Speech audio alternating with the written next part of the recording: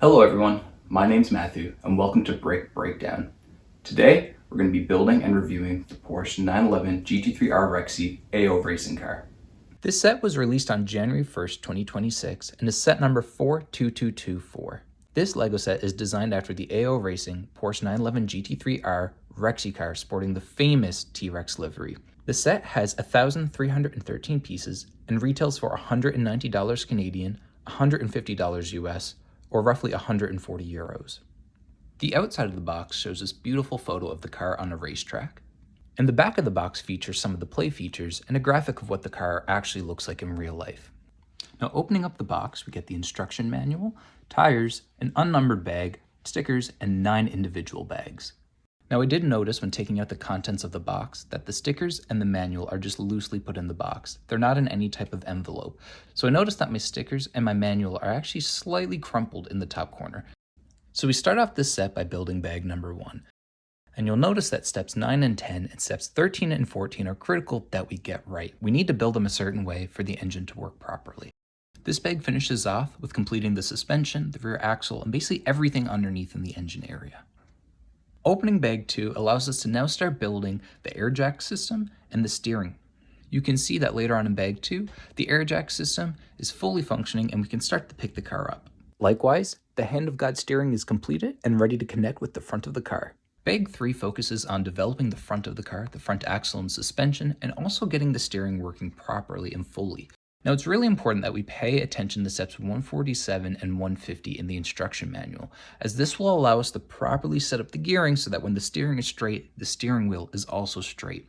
I found it very helpful to make sure that the steering by the far left gear is set up properly and in line, and that the steering from the right gear from the steering wheel is also perfectly in line, and then adjusting the middle gear so it slides in perfectly and that both are lined up together. Now, bag 4 is where we start to develop some of the exterior of the car. We start to see some of these green pieces and also use some of the stickers that come with this set. So we now have stickers on the roof and some on the back ducktail of the car. Opening up bag 5 now allows us to develop the rear end of the car. You can see here that we actually get our first and only printed element of the set, the rear GT3R bumper. We're also going to ignore me looking at the sticker sheets, looking for a sticker that definitely exists, but I couldn't find for at least 3 minutes. Finally, we finish off this bag by putting on both of the rear fenders and the rear bumper, and the rear of the car really starts to take shape. Bag 6 focuses on some details underneath the car, some of the side panels, and oddly enough, just one of the doors. Opening this door allows us to see and use the controls for the air jack. We can use the air jacks by turning the black gear, or by the lever in the back with the red handle in the center of the car.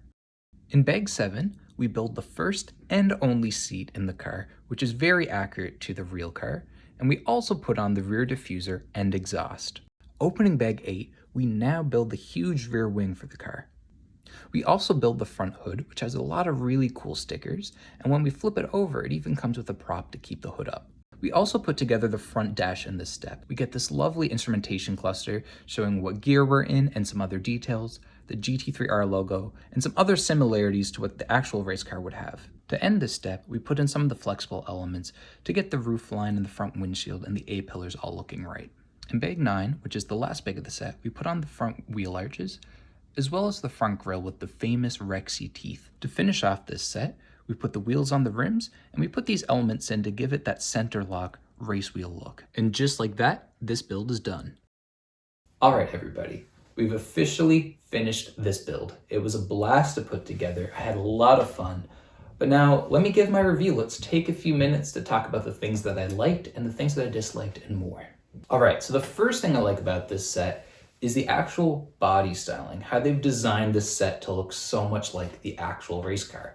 And I don't just mean the stickers and the livery, the famous Rexy livery, but the way that they've sort of eliminated panel gaps and made all the lines of Technic and the parts really connect. It looks very, very close to the actual race car. So I think they've done a fabulous job of designing this set. Next is all the cool play features. And not just the doors, that we regularly see in sets that open, or the front or the rear, but even some cool new things in the set, such as the air jacks that you usually see on race cars. the way that this car can pick itself up in the air like it would in real life, and you can change the tires and do maintenance during a pit stop. It's really cool, and I think that's the first time that I think I've ever seen this specific play feature in a race car build like this before. So it's really cool to see something new other than, you know, the working engine, the doors, you know, the front trunk, the rear, elements like that we usually see on these Technic cars, but we now have something new, which is really cool to build. One of the things that really stands out to me with this set that I really enjoyed is the placement of the Hand of God steering. Usually on a lot of Technic sets, you see them placed on the roof, somewhere in the middle of the car, and it sort of stands out, you know, it's always like an awkward bump in the roof. But with this car, they've put it in the very back, kind of in the rear windshield area, which allows for a very sleek design, but it's just also something different. It's a cool change to see, which goes for a lot of things on the set. I feel like they've tried a few different things or changed the way that they go about building some of the Technic models of this scale. So next, let's talk about some of my dislikes with this set and some of the things that could use improvements. So my first dislike with this car, it's not even really that big of a dislike for me, but I know some people might not enjoy it, and it's the fact that there's a lot of stickers on this car. I think there's 51 stickers in total and only one printed element, which is located on the back bumper of the car. So for some people, like I said, this might be a deal breaker, the amount of stickers that it has, which, you know, really give the look to this car, but it's a lot of work to put them on. So if you're comfortable with stickers, you'll probably like it. But if you're not so great with them, it's not your favorite thing, this might not be the most enjoyable build for you. My next dislike with this set is how difficult it is to see the engine. Usually on a lot of Technic models, there's an engine cover that you can either lift, or at least you can really clearly see the engine and some of the components underneath.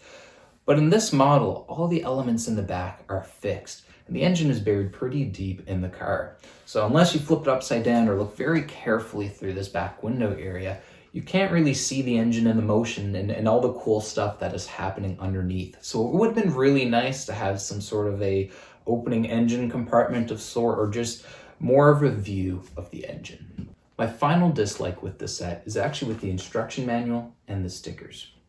When you open the box, the manual and the stickers, they're not in any type of an envelope, so they're just loose in the box. So when I opened up the box, my stickers were actually crumpled in the corner a little bit, and so is the manual.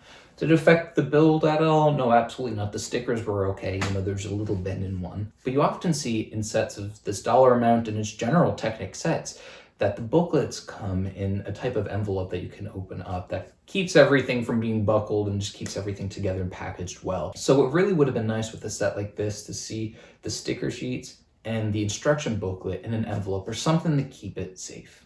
All right, everybody, I hope you enjoyed this review.